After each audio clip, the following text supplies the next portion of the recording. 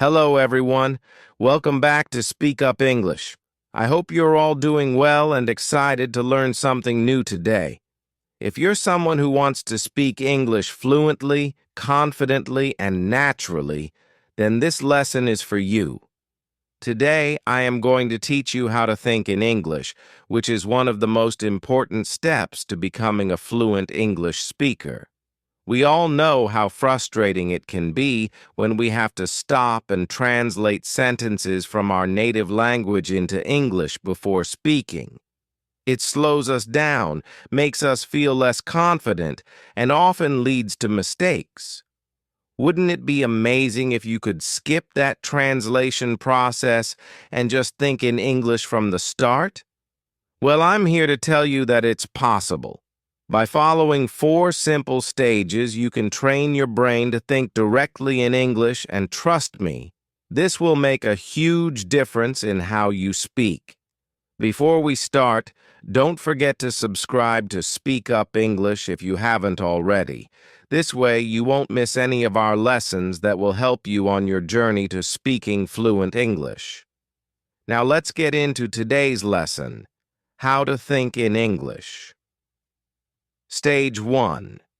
Think in verbs, the power of action words. The first stage of learning to think in English is to focus on verbs. Verbs are the action words in a sentence. They describe what's happening. Why do we start with verbs?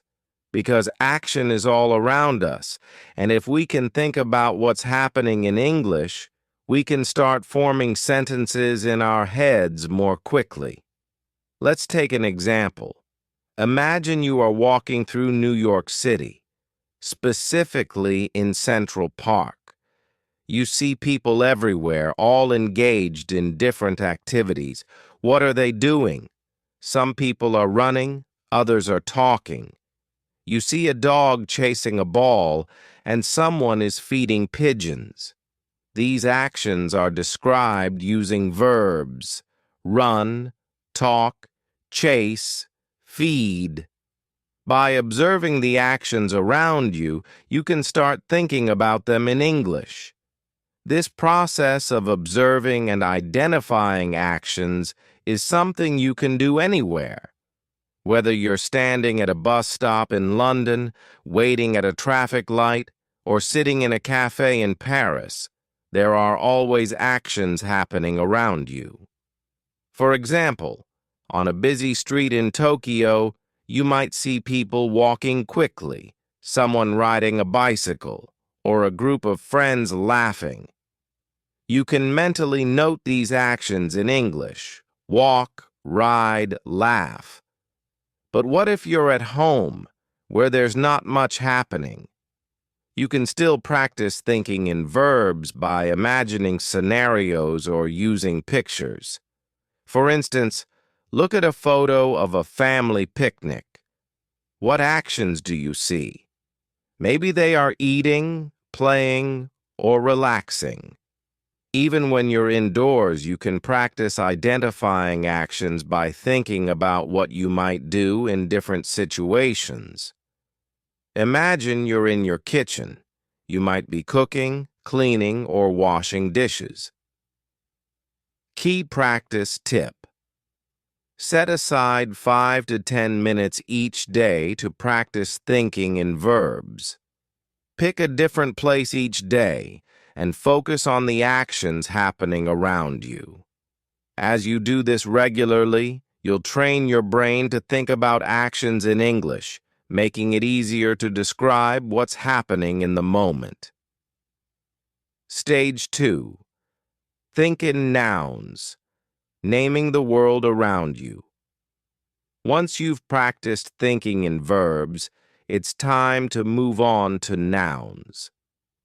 Nouns are words that name people, places, things, or ideas. Just like verbs, nouns are everywhere. Everything around you has a name, and if you can think of these names in English, you'll be one step closer to thinking and speaking fluently. Let's take an example from a different city. Imagine you're in Sydney, Australia, standing by the famous Sydney Opera House. As you look around, you see the building, the harbor, and many tourists taking photos. You also see a boat in the water and a few seagulls flying above. Each of these things is a noun. Building, harbor, tourists, boat, seagulls. It's important to practice thinking in nouns wherever you are. If you're at a market in Delhi, India, you might see fruits, vegetables, spices, and vendors. These are all nouns that describe the objects and people around you.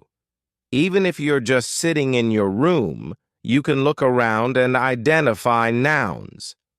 For example, you might see a table, a chair, a book, and a laptop. Another great way to practice thinking in nouns is to describe what you're carrying with you. What's in your bag? Maybe you have a phone, some keys, and a wallet. If you practice naming these objects in English, it will soon become second nature. Over time, this will help you think faster and more clearly in English. Key practice. Tip: spend a few minutes each day naming the objects around you in English.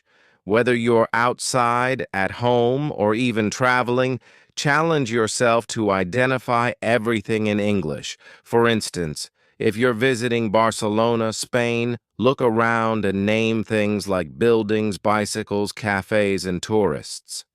The more you practice this, the more your brain will automatically think in English. Stage 3.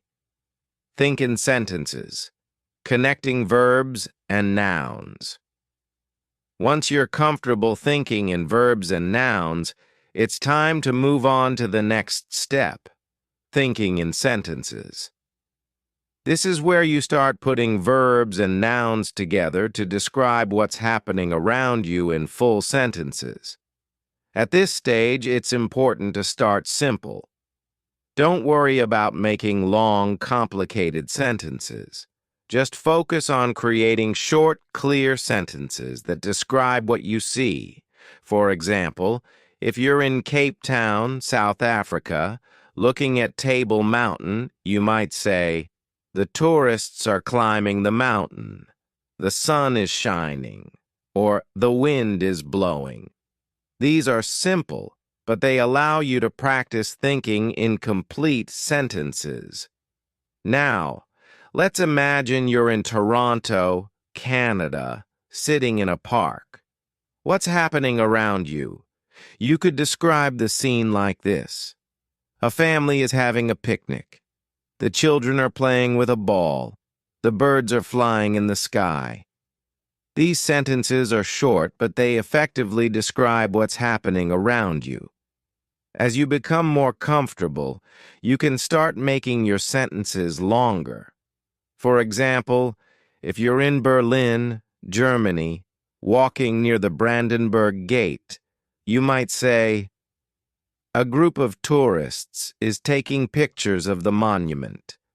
Some of them are listening to their tour guide, while others are checking their maps." This sentence combines multiple verbs and nouns, giving a fuller description of the scene. The goal here is to get used to thinking in sentences instead of just words. This will help you when you're speaking, as you won't have to stop and think about each individual word. Your brain will automatically form sentences in English.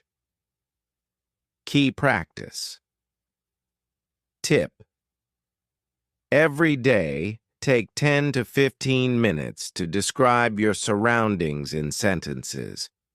Whether you're at home, in the office, or walking through a new city, try to form complete sentences in your head that describe what's happening. If you're in a cafe in Rome, Italy, you might say, "The waiter is serving coffee. Two friends are chatting at the next table. A couple is reading a menu."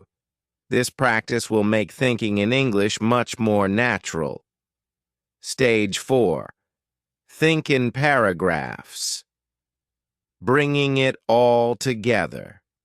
The final stage is to move from thinking in sentences to thinking in paragraphs. This means describing everything around you in more detail, telling a full story, or creating a more vivid picture of the scene. Imagine you're visiting the Great Wall of China. Here's how you might describe it in a paragraph. I'm standing on the Great Wall, and the view is incredible. The mountains stretch out as far as I can see, and the wall winds its way across the landscape. There are tourists all around me, taking pictures and walking along the wall. I can hear people speaking in different languages, and there's a cool breeze blowing through the air. The steps are steep, and the stone is worn from centuries of use.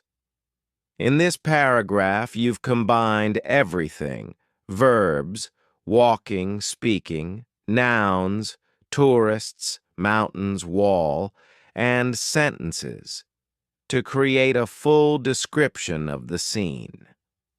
By practicing this, you start thinking in English more naturally, as you won't just be forming short sentences. You'll be able to describe things in full detail. Let's take another example. Imagine you're walking through a bustling market in Istanbul, Turkey. You might describe the scene like this. The market is filled with people all busy shopping and bargaining with the vendors. I can smell the spices in the air, and the bright colors of the rugs and textiles catch my eye. A man is selling tea from a cart, and groups of tourists are taking photos. The sound of people talking and laughing fills the air, and the atmosphere is lively and energetic. When you practice thinking in paragraphs like this, you are training your brain to describe events and scenes in full detail without stopping to translate from your native language. This stage is essential because it helps you not only think in English, but also express your thoughts in a more coherent and fluent way. By focusing on forming paragraphs, you can talk more naturally and at length, which is key when you're aiming for fluency. Let's take one more example to practice. Imagine you're sitting in a cozy cafe in Amsterdam, Netherlands. Here's how you might describe the scene in a paragraph. I'm sitting at a small table by the window, sipping my coffee. The cafe is warm and inviting, with soft music playing in the background. Outside, I can see people riding their bicycles along the canal. The sky is cloudy, and it looks like it might rain soon. Inside, a few people are reading books, and a couple is chatting quietly over their breakfast. By practicing thinking in paragraphs like this, you'll develop the ability to describe more complex situations naturally and fluently in English. The smell of freshly baked bread fills the air, and the atmosphere is calm and peaceful. In this paragraph, you've combined all the elements, verbs, nouns, and sentences, to create a vivid picture of the scene. This is the final stage of thinking in English, where you can describe situations in detail just as you would in your native language. Take a few minutes to describe your day in a paragraph. Start from the moment you woke up and think about everything that happened. What did you do? Where did you go? Who did you meet? Try to describe it all in English. For example, today was a busy day. I woke up early and went for a walk in the park. The weather was nice, and I saw a lot of people exercising. After that, I had breakfast at a small cafe. I ordered a cappuccino and a croissant. Later, I went to work and had a meeting with my team. We discussed our new project, and everyone had great ideas. In the evening, I met a friend for dinner at a restaurant. We had a great time catching up and talking about our week. This type of daily practice will not only help you think in English, but also improve your ability to recall and describe events in detail. Putting it all together, achieving fluency through practice. By now, you should have a clear understanding of the 4 stages of thinking in English. 1. Think in verbs. Focus on action words and describe what is happening around you. 2. Think in nouns. Name the people, places, and things you see in your surroundings. 3. Think in sentences. Combine verbs and nouns to form short, simple sentences. 4. Think in paragraphs. Bring everything together to create detailed descriptions of scenes and events. Each of these stages builds on the previous one, helping you develop the ability to think directly in English without the need for translation. It's important to practice each stage regularly, as this will train your brain to process information in English more naturally. Why thinking in English is essential for fluency. Now that you understand the stages, let's talk about why this method works. When you first start learning English, you likely translate from your native language. This is natural, but it creates a delay in your speaking. Instead of speaking smoothly, you have to pause and think about what to say, which can make you feel less confident. By practicing thinking in English, you eliminate that translation step. Your thoughts will naturally form in English, making your speech faster and more fluid. When you can think in English, you'll also find it easier to have conversations, express your ideas, and respond quickly in discussions. For example, imagine you're at a job interview in London, and the interviewer asks you to describe a challenging situation you faced at work. If you're thinking in your native language, you might need a moment to translate your thoughts into English. But if you've trained yourself to think in English, you can respond immediately and confidently without hesitation. The same goes for everyday conversations. Whether you're chatting with friends, giving a presentation, or even ordering food at a restaurant, being able to think in English will make the process much smoother. Practical exercises to help you think in English. Now that you've learned the 4 stages, here are some practical exercises you can do to improve your ability to think in English daily. 1. Observation. Spend 10 to 15 minutes each day observing your surroundings and describing them in English. Whether you're on the bus, at the park, or walking through your neighborhood, challenge yourself to describe everything you see using verbs, nouns, and sentences. 2. Picture descriptions. Find a photo from a magazine, website, or your own photo album. Look at the picture closely and describe everything you see in English. For example, if you're looking at a picture of a beach, you could say, "The sand is white and the water is crystal clear. There are a few people swimming and some children are building a sandcastle. In the distance, I can see a boat sailing on the horizon." 3. Write a journal. At the end of each day, write a short journal entry in English. Start by describing what you did that day, where you went, and who you met. As you practice, try to include more details in your descriptions. 4. Talk to yourself. If you don't have anyone to practice speaking English with, you can practice by talking to yourself. Pick a topic and try to talk about it for a few minutes.